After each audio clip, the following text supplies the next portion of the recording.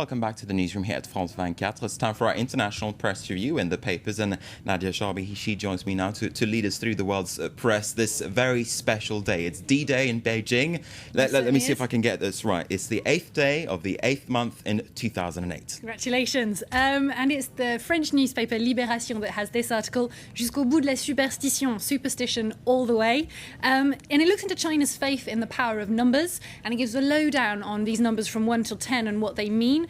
As it turns out, our number 13 is their number 4. That's pronounced something like Su. I haven't checked this, but it's also like the word death. So there's no 4th floor in hotels, no 4th room, etc. The article goes into this year, 2008. That hasn't exactly been plain sailing so far.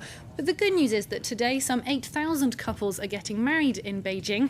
Guess at what time? 8 in the morning. Oh, that's a lot of 8s indeed in China. But of course, this superstitious streak means that the opening ceremony is going to take place in somewhat harsh weather conditions. Absolutely. And the Townsville Bulletin in Australia has this brilliant cartoon. Sorry, excuse me, pardon, oops, can't see a thing. It's the opening ceremony that's shrouded in smog, that's kind of, making this choreography not quite what it was supposed to be. We'll see what happens in real life later on. Yeah, exactly. We'll see if we can see those lavish fireworks that apparently are on their way. Yes. And I found 2 different covers, front pages, that I wanted to show you together. The first of South China Morning Post, which is a Hong Kong-based daily that heralds its Olympic dawn of the 080808, while the Independent, will China see the light?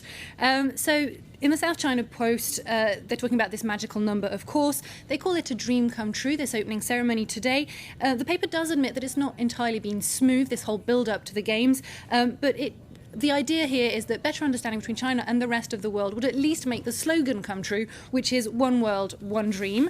I'm guessing that the tone in the Independent is a bit more critical, perhaps. It is a bit, but it's actually not that critical. It talks about the symbolism in this game, in what it calls the nation that invented fireworks. Today, in the smoggy sky above the ancient city, an extraordinary statement will be written of belief in the country's future and defiance of an ever-increasing tide of international criticism. Says the paper, the ultimate pyrotechnic spectacular will not be so much the opening of another Olympic ceremony as it will be the opening of a new world, one in which China, as a major force like America has been, will have to be a force to be reckoned with and to be taken as it is, on its own terms, whatever the misgivings of foreigners.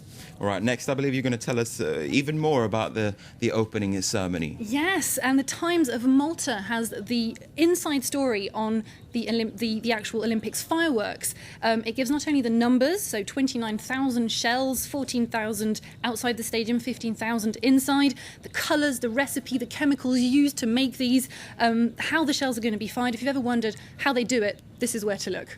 Indeed, a very interesting graphic there in the Times. I've heard that apparently they're spending $100 million on the opening and the closing ceremonies in Beijing, which is twice the amount they spent in Athens 2004. It's going to be huge. We're in for a good show. It's going to be huge. And also in the Times of Malta, one person isn't quite so happy there.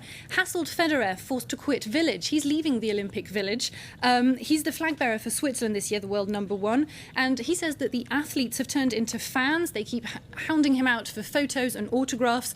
So he's having to leave the village because he's not being able to prepare. One person to actually be relieved probably is his girlfriend, who he met in the village in Sydney last Olympic game. Oh, with a hassled Federer, Roger Federer, we say goodbye for now here from the press review. Thanks very much, Nadia Sharbi, and thank you for watching. Stay with us here at France 24.